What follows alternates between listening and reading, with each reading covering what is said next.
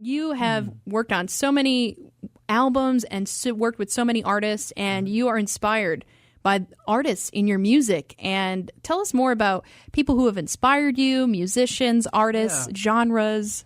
You know, I'm going to go back to my earliest inspiration. I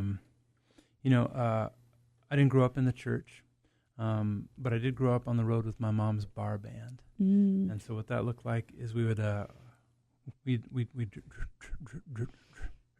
drive all around in this old white converted school bus, and we'd arrive at the bar and haul in all the gear and all that kind of stuff. And then my mom would stick me on a stool at the bar while she would take the stage and sing the Eagles and the Doobie Brothers and Heart and all that kind of stuff.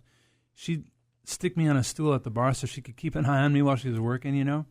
And I was 5 years old, and I remember I hated all the smoke. There was like always smoke in the bar, and I'd complain about that all the time. However, I did have a bottomless glass of root beer and my Star Wars action figures, so I was doing pretty good, you know. Yeah. And the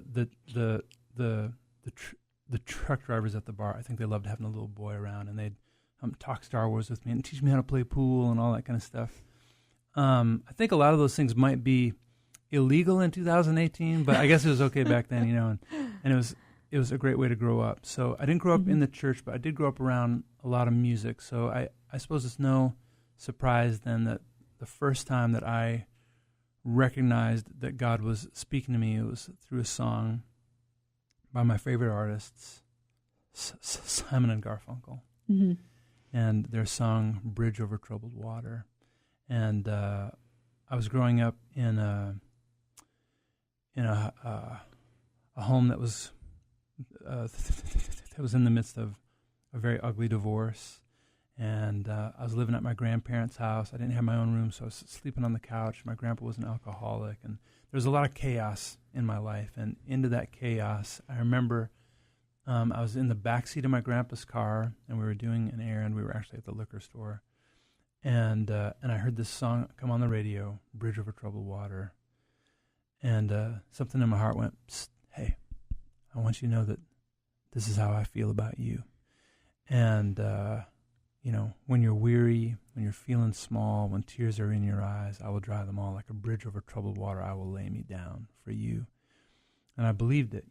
Years later, I would come to understand that was God speaking to me.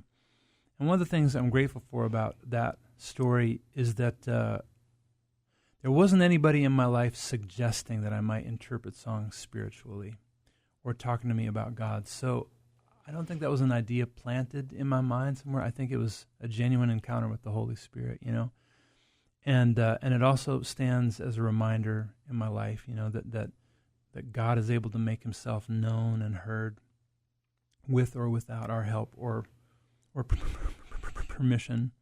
And in my story, the first time that I heard Him speaking to me, it was through a Jewish agnostic pop singer named Paul Simon. Wow. So I wrote a song about it called "The Bridge." It goes like this.